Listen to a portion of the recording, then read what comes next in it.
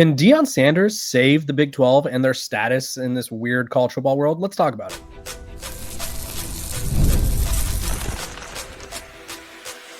You are Locked On Buffs, your daily podcast on the Colorado Buffaloes, part of the Locked On Podcast Network, your team every day. Welcome to Locked On Buffs. I'm your host, Kevin Borba. Today's episode is brought to you by the Locked On Podcast Network. It's your team every single day for free and available wherever you get your podcast. So make sure to like, subscribe, follow. So myself and Spencer McLaughlin of Locked On College Football can save our jobs, can keep our jobs, not save, I guess. Keep. Speaking of save, yeah, I hope it's not safe. Yeah, we're all getting cut. This is you finding out for the first time. No, that'd be tough. That'd be tough. Speaking of saving, though, I think there is a person out there who could save something, an organization, a conference, if you will. And I wanted you to sort of dive into the playoff changes, right? Where they're taking out the seeding thing, which made no sense, and Boise State's trying to call it the Boise State rule, which by all means, more power to them. It made sense, right? Georgia getting a top 4 seed when their quarterback went down didn't make sense, just based off of shout out Jordan Travis. So here we are heading into what will be the third different playoff format in 3 years, right? We went 4-team, then we went 12 with weird seedings, and now it's just 12 teams, random seedings. So not random seedings, but more methodical seedings. And we're going to jump ahead to 2026, and they're going to change it to 16 teams. And there's going to be 4 playoff formats in probably like 3.5 years, 4 years. And so talk to me about how the playoff is changing from the 12 now to the 16 in the future, which seems inevitable. Well, first of all, leaving Florida State out of a 14 playoff was the right thing to do. Absolutely. Second of all, here's how I was thinking about this, and I think you'll be able to understand this analogy I'm going for here, Kevin. The way that the power brokers in college football that are deciding the playoff, the conferences most notably, but TV executives as well, the way I think they're looking at expansion is somebody gets engaged. And a relationship is not exactly the same when it's engaged as it is when there is a full-fledged marriage component. You have signed on the dotted line, you have joint bank accounts and all that stuff. There's a difference there. And so when you're dating, when you're engaged, when you are married, these are 3 different feelings within a relationship, even though the core principle or the core element of the relationship, the 2 people, they're the same. Right. What the playoff committee has done here is they got engaged and then decided, I want the wedding now. I need the wedding. Give it to me right now. I know we'd planned for it to be in 2 years. I need it in 6 months.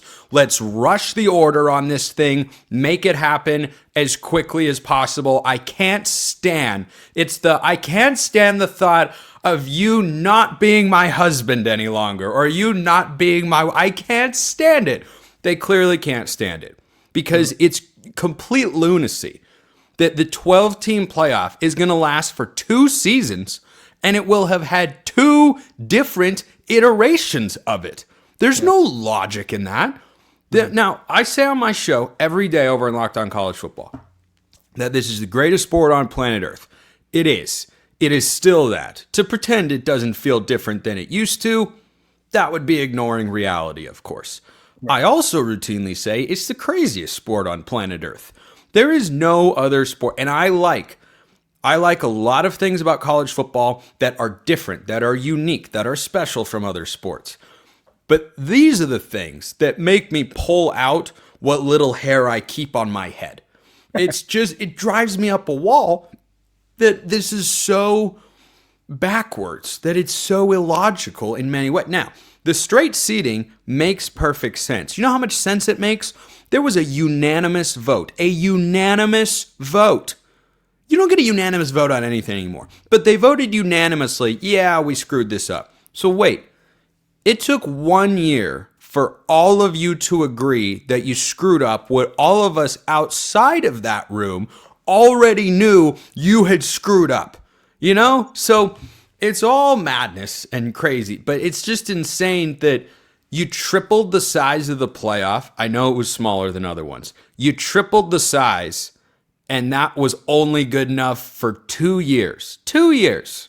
Yeah. And now we're going to 16 teams. It's great for schools like Colorado, by the way. No other way to see it. More access to the playoff, automatic bids in the Big 12 beyond the conference champion, even though it might only be 2 for them in the ACC. It's definitely better. There's more playoff access for that. That's not why I value college football, but hey, who the hell am I, right? Who cares, right? I mean, who cares? No, I'm just kidding. Who cares what I have to say? You kind of hinted at our next question here, and I think the point that all Colorado fans will sort of lean in on when I ask. You mentioned 16 teams, which they're quadrupling the playoff now. So we're just tripling, quadrupling. Can't wait to times it by 5, right? It's going to look, I've said this for a while. I'll say this to the Locked On Buffs audience out there. They will not give serious consideration to stopping the playoff expansion until it's at 24 teams, because somebody somewhere in one of these back rooms is going to raise the point that the FCS playoffs are 24 teams, and well, why don't we just do it like them? Blah-de-dee, That is something I always feel the need to say. It'll happen. It will happen. It might not be in 2 years. It could be in 2 years, though. You never know. It could be. But in 2 years from now, they're going to go to 16 teams, and they're already throwing out the idea of like, okay, the SEC, the Big 10, you guys get 4. The ACC, you guys get 3. The Big 12, you guys get 2. Now, I understand the chain of operations here. I'm not pretending that there's not like the SEC isn't clearly the best conference at all times. And I'm not pretending that the Big 10 is sort of giving them a run for that money. And the ACC has had their cup of coffee as one of the better conferences in college football. They have 2 really big brands, 3 if you want to count Miami. They just haven't done anything in my lifetime, it feels like. So Colorado and the Big 12 are sitting there only with 2 guaranteed spots, right? Is there a way in your eyes that they can improve upon those slots? And does that way include Deion Sanders doing something, whether it's succeeding or advocating? Like, what do you think of my proposition here? I understand the question because this is Locked On Buffs, and Deion Sanders is a wildly influential figure in his space. Yes. This discussion is not happening in his space. He does not have any lever that I know of to pull and say, you should do it this way. Yeah. He's got plenty of cachet as a head coach, and we see that with the transfer portal rankings every year. That's where the Deion influence factor, effect, whatever you want to call it, that's where it comes into play. In these situations, he's a head coach at a Big 12 school, and that is a pretty powerless spot to be right now. So there have been a couple different things proposed for the 16-team format. They all include 4 bids, auto bids each, which makes me want to throw up on this microphone and my computer. Yeah. For the Big 10 and SEC, there has been a 4-4-2-2-1 format. Mm-hmm. There's been a 4-4-3-3-1 format that was counter. It was a counter proposal to that 4-4-2-2-1. I've also seen what you suggested or alluded to, the 4-4-3-2-1. So, and I believe that one is usually held for the group of 5, but I don't know. I don't know that they're in a hugely powerful position right now either. Yeah. So the idea that the ACC would get a whole other bid over the Big 12 doesn't sit right with me. Those two should be the same, whatever it is. And by the way, I am against auto bids across the board.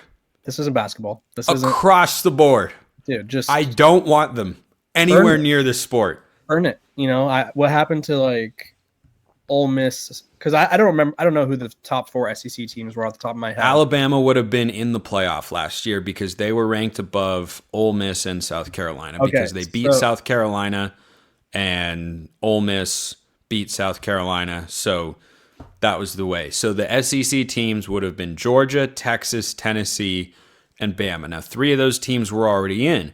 But in my view, those 3 teams earned their way in and Bama did not. They would have been given that opportunity despite losing to Vanderbilt. Yeah. That's just not a college football world I want to live in. And where Alabama loses to Vanderbilt and we just sit there and go, yeah, you can still get in the playoff. And they lost a really ugly ReliaQuest Bowl game to Michigan, 19-13, who Michigan at quarterback, I mean, they got trounced by Oklahoma. Yeah, they were just stunk. Whoever. So this brings me back to the Deion effect, because I've been thinking about this, and I think the Big 12 is in, like, they're not in the Group of Five situation. Like, they're going to be included, but they're also very much getting the little brother treatment where it's like, hey, Mom said I had to bring you. Mom didn't say I had to pay for you to do anything. Mom didn't say I had to, like, actually watch you, but you get to come. Right. And so I think the only way for Colorado or Deion Sanders, more so Deion Sanders, to impact the Big 12 in a positive way in this manner is he has to sort of build, and this is much easier said than done, so please don't flip and turn your chair over, but he would have to build a dynasty of sorts, right? He would have to nationally contend year in and year out, because I think what people are missing too, and the reason that the SEC and the Big 10 are getting so many bids over the ACC and the Big 12, aside from the fact that ESPN is sort of in their pocket, or they're in ESPN's pocket, however you want to put it. Sort of, kind of. I'm being that's nice here. Yeah. I'm just being neutral. But I think you have to you need the Big 12 to have someone consistently contend for them to be like, okay, they are on a similar level. Oh, I think you need several teams. I don't think it can be just one.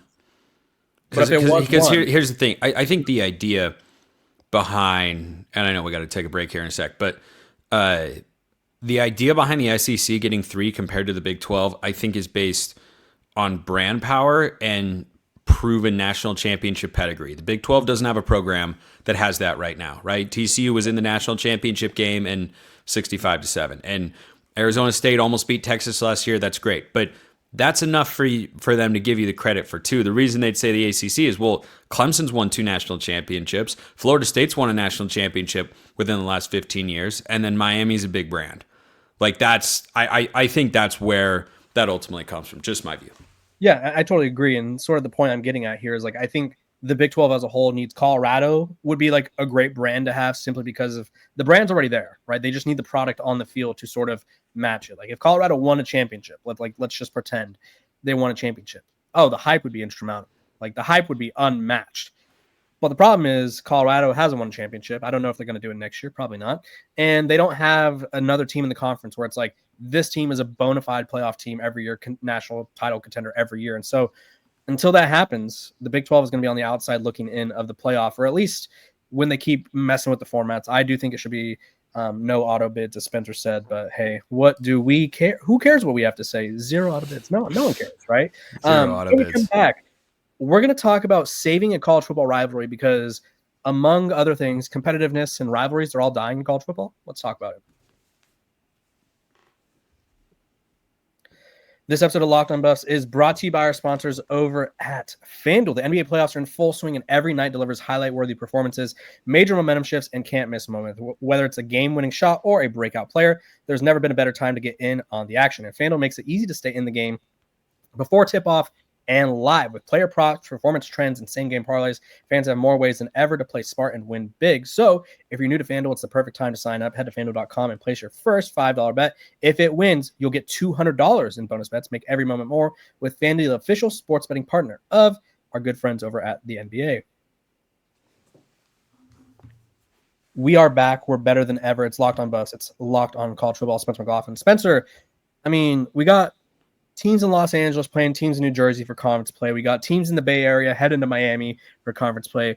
And we have rivalries that have lasted for eons that are no longer being played. And one of those is Colorado and Nebraska. Now, I think it's an underrated rivalry, right? It's not Texas-Oklahoma. It's not the Army-Navy game, but it's still a fun rivalry. And I think these past 2 years have really invigorated the crowd around it, because it's old school, like blue blood, versus new school way of thinking and doing things in Colorado. And so they gave us great 2 matchups with Deion Sanders versus Matt Rhule. They're sort of on the same timeline, coaching wise, but they don't play anymore, Spencer. And it makes me sad. And I think we need to make more of a concerted effort to play rivalry games in college football. What do you say about that in general and this game in particular?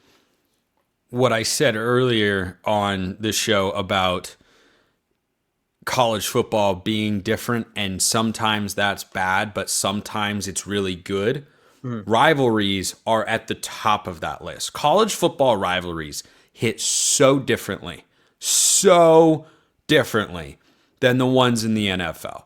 Right. If you're just a Colorado fan, as you probably are listening to or watching this show, or whoever else you are a fan of, if you can tell me about a specific Steelers-Ravens game, great.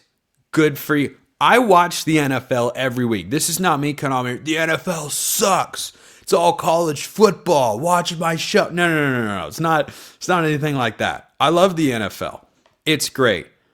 To pretend, and I hope most people aren't, that the urgency or intensity around rivalries in the NFL is a major fraction of what it is in college football, it is just that, pretending. It is pretending. And so I don't think that this is a, tier 1 rivalry, the Iron Bowl, or right. If I just say Iron Bowl, you have 2 games, at least I do, and many of you do as well, that come into your head of what you envision in that game. Chris Davis with the kick six, and then the fourth and 31. Like the Gravedigger, I believe is what it was called. Is that what they call it? Yeah, yeah. But again, I see that play in my head when I hear Iron Bowl. And I, of course, go to Chris Davis. There goes Davis. Yeah, it's an incredible call by the late Rod Bramblett. So I think that the ability for college football to have that is something that needs to be cherished. And it's why I've discussed on my show previously that the USC Notre Dame rivalry cannot go away. Now, I think USC Notre Dame is in maybe that, tier 2 of college football rivalries, and Colorado-Nebraska is kind of, at least to younger college football fans like myself and many others, probably more in the tier 3 sort of range. Yep. But just think about it from, a neutral standpoint. Do you want to watch Colorado and Nebraska play? Yeah, of course you do, because you're going to go through the non-conference slate, circle that game, and go, oh, that could be a resume booster for either of those teams. Oh, that's a measuring stick game for both of those programs. Those are recognizable brands. Like, I don't have a history of that rivalry ingrained into my psyche, but it's definitely one that can continue to become that if they would just play the darn game. You got to play it.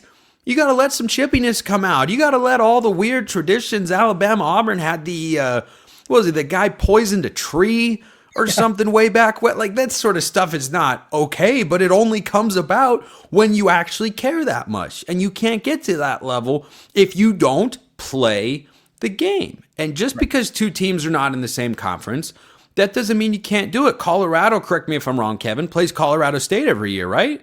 Almost every year, yeah. And even though Colorado is in a better conference and is a higher caliber program, that's still a great game for Colorado State to have. I bet you a lot of the fans in Fort Collins remember that game where they almost beat Colorado in Boulder a couple of years ago. I remember watching it because when Colorado's profile raises, if Colorado State goes out there and plays a game like that, raises the level of that the profile of that program, right? So I think there are a lot of advantages to playing those sorts of games. Like, imagine if Clemson and South Carolina stopped playing. They don't.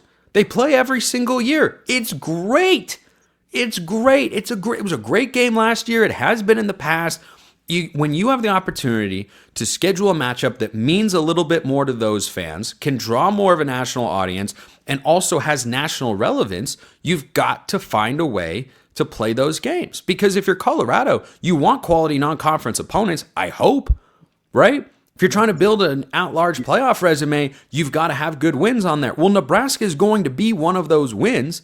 Like, I know they just got to a bowl game for the first time in a while, but Matt Rhule is a good coach. And at the very least, you can get some brand building, because that's a game that people are going to watch in the non-conference slate. So I think there are just so many benefits and so few drawbacks, because Colorado could get the same football outcome, from a resume standpoint, if they play Minnesota, for instance. Is that as interesting of a game to literally anybody? No, of course not. Of course not. And to pretend otherwise, I think, is foolish. And anytime, I hate that realignment crushed Texas A&M. I'm glad that realignment brought it back. But we've lost Kansas, Missouri over the years, that's kind of the tier that I'd put, Colorado, Nebraska in there. I'd like to see the Buffs and Cornhuskers continue to play. I would never want to see South Carolina and Clemson stop playing. You just keep going down the list. You've got to play those games. The in-state games between Florida and Miami and Florida State, phenomenal. Go play those games every chance you get. That's where I feel college football is going down somewhat of the right path. Yeah, and I think people also forget that rivalries, granted, Texas and Texas A&M, always a great rivalry. Auburn, Alabama, has always been a great rivalry. But there was a point where they weren't like the best rivalries of college football. They had to grow into it, right? And you could grow into a rival. Like I talk about this all the time with Colorado and Spencer. This is who we're getting instead of Colorado State and Nebraska this year, because Colorado doesn't play either of them. They get Georgia Tech, which will be an interesting game, and Delaware and Wyoming. Woo! So we're missing out on rivalry games, right? And also, Colorado had the same problem at our former employer, if you will, the Pac-12, right? You were locked on Pac-12. I was a Pac-12 PA. All right. And they didn't have a rival there. They were kind of that odd man out. They were the new kid at school that kind of ate lunch by himself and was like, hey, like nobody hated him, right? But nobody was like, yeah, that's my guy. Yeah, it's just like, it's Colorado. Well, and I've thought about that before. I think the Pac-12, which I understand this wasn't one of their huge missteps that led to the downfall of it, of course. But the attempt when Colorado and Utah joined, which I thought was a good move for the league, they tried to pit those schools against each other, right? Mm-hmm. They put them during rivalry week, right? That's when they usually played, and they tried to make it's the mountain schools, and yeah, it never had. It's not that it wasn't an interesting game from time to time. I mean, Colorado wasn't good for most of it, so Utah got the better of them. But you can't force that stuff. You can't fake it. You can't rush it either. And so when you have already built in history to a particular matchup, you've got to take advantage of that. USC Notre Dame been playing for over a century. You can't just replicate that out of thin air. It doesn't work that way. And so when time and effort and dollars and all this stuff has gone into making a matchup what it is, I would not like to see that just thrown to the wayside. Yeah, and my other point too is Nebraska is sort of, to me, and I could be wrong here, but Nebraska feels like that in the Big Ten, where it's like, yeah, everyone's like Ohio State's everyone's rival because everyone wants to beat the best team. Michigan's everyone's rival because they want to beat the biggest brand. But who is Nebraska's true rival in the Big Ten, right? I don't have a team that comes to mind. Correct me if I'm wrong, right? I feel like the I don't think they have one. Right. The teams most associated with them is Iowa, which they have other rivals. Minnesota, who I don't think moves the needle for anyone. Shout out to PJ Fleck, though. Keep rolling that boat. He's solid. PJ Fleck's solid. It's nothing wrong with PJ Fleck. They were like an 8-win team last year. It's fine. He's good. It's like Ross Geller said, I'm fine, right? Yeah. Two teams. I'm fine.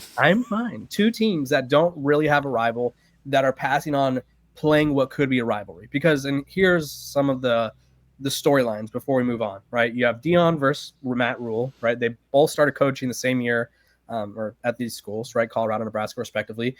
Two young quarterbacks, Dylan Raiola, Julian Lewis. They'd get to square off one or two times, right? You have that. You have, I mean, they split the series, if you will, right? Colorado won the first one, Nebraska won the second. So it's like there's so many fun storylines that are just being like, oh, well, maybe we'll circle back in 2037 when like nobody's here. It's like all these guys are well into their careers as real estate agents or the coaches are gone. But like, I just feel like it's one of the many things in college football that we struggle with, which is just doing the right thing. It feels like so many times lately, it's like, what's the right thing for the sport? Okay, I'm going to do the complete opposite. So bring back the rivalry, save it, preserve it, do whatever you got to do. Let's talk about, I guess, saving something. The offensive line in Colorado, can it be saved? I don't know. But Deion Sanders is going to try to run it back through the portal one more time. And me and Spencer are going to talk about whether or not we think that's a good idea.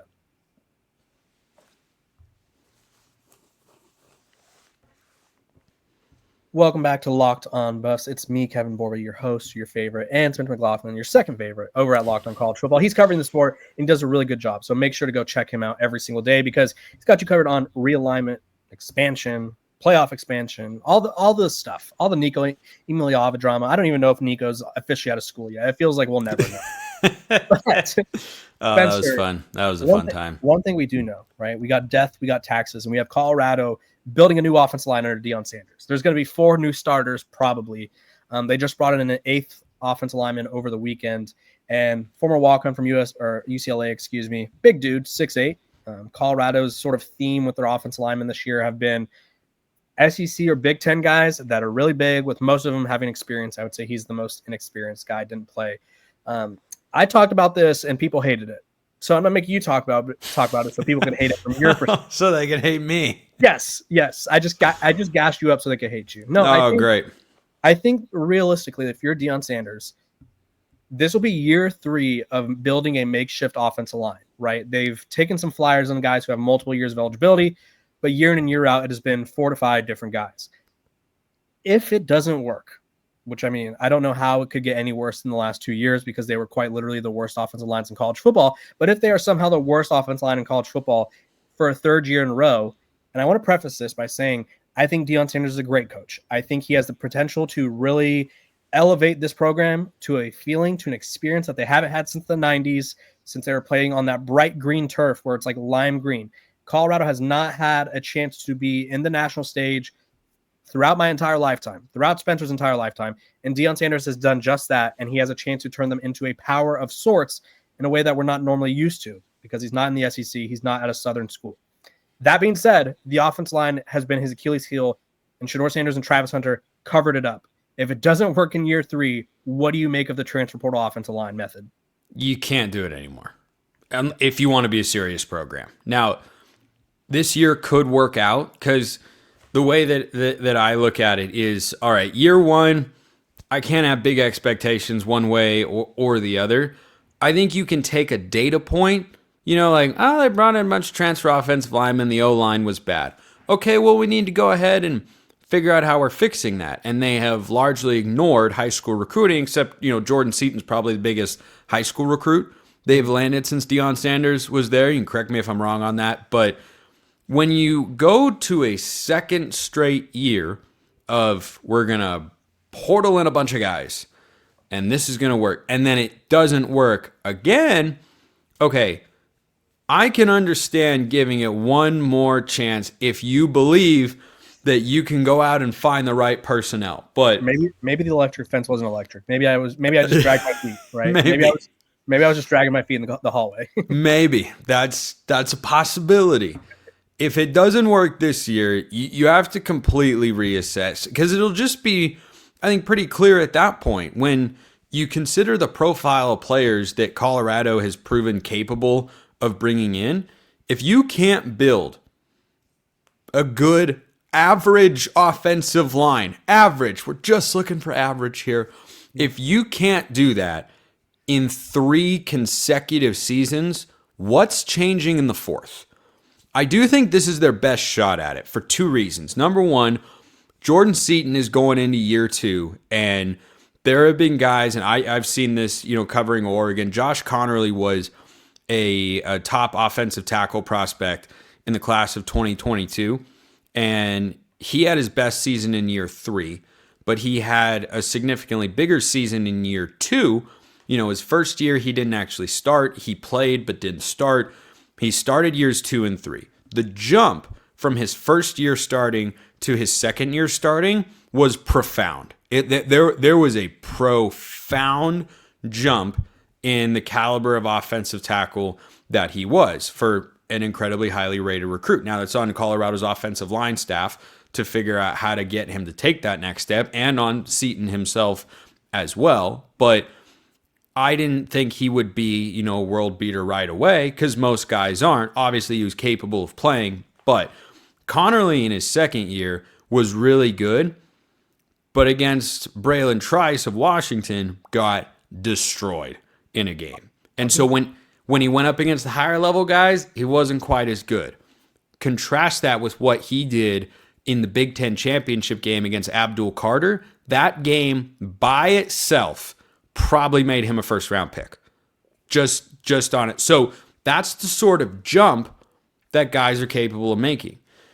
So that's the first reason I say you could have a better shot of succeeding this year than last year. The second reason, though, I think the guys they've brought in this year, like the guy from Memphis, are just a higher caliber of prospect in the portal than what you had last year. However, we thought last year would be better, and it probably should have been, but it wasn't. But if you can blend those two things together the way that I could see it playing out in my head, then you can improve. But if it doesn't work this year, you now have to go, and if you need to only recruit high school offensive linemen and no other positions that you're just going to build in the portal, fine.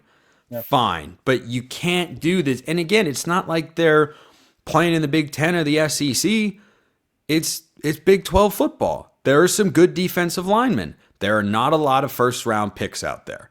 Last year in the Big Ten alone, you had Derek Harmon at Oregon was a first-round pick. Mason Graham at Michigan was a first-round pick. I think Kenneth Grant was an early-round pick. JT Tuimoloau and Jack Sawyer were both picks in the first 3 rounds. Like, that sort of trench production doesn't exist in the Big 12, which makes it all the more troubling that the offensive line's been a problem. So after this year, if it is bad again, you have to, I think, change your philosophy and also change your offensive line coach.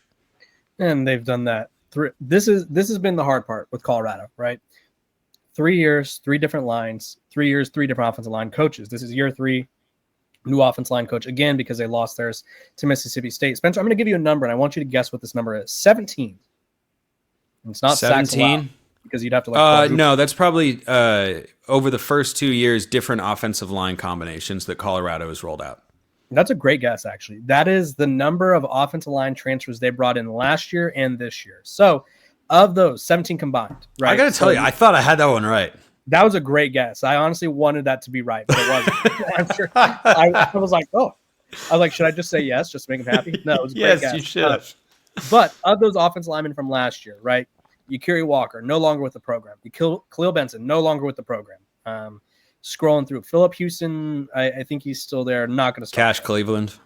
Cash Cleveland, no longer with the program. He was a walk-on. Tyler Johnson, no longer with the program. Justin Mayers did decent. He was their best offensive lineman.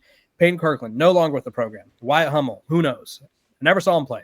Zach Owens, no longer with the program. Ethan Boyd, no longer with the program, right? They have all these guys. Cardell Thomas, no longer with the program. So they keep taking flyers on all of these guys, and some of them have paid off, some of them have not. But again, like Spencer said, you can't – there's this whole like saying where it's like if you keep trying the same thing, expect a different result. It's the definition of insanity, and I feel like that's where we're getting with Colorado, and I do think Colorado is destined for – being a team, at least I think they can be destined for being a team that can take over the Big 12, but you can't do that without a good offensive line. And until they figure that out, that will be their Achilles heel. And that's like the worst Achilles heel to have, right? It's one thing to be like, we don't have a great run game, or like, hey, our corners are okay.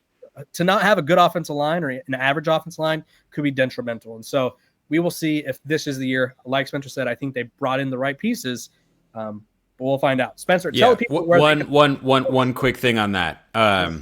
Best example of what an O-line does for a quarterback, Cam Ward. His 2 years at Washington State, they never built a great O-line. They never built a run game.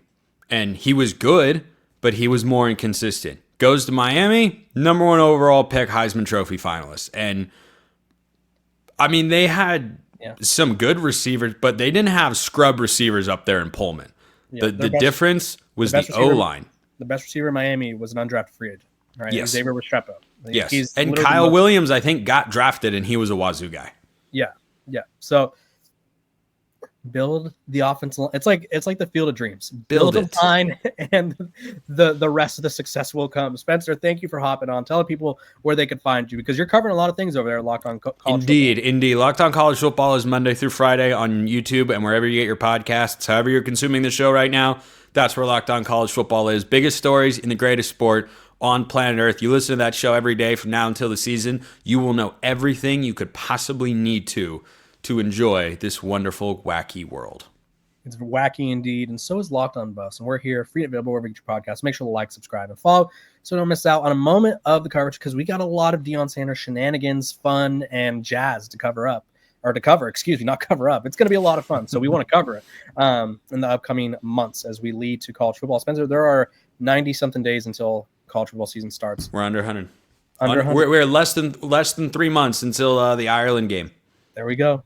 Hopefully we're there, but we know we'll have you covered over here at Locked On College Football and Locked On Buffs.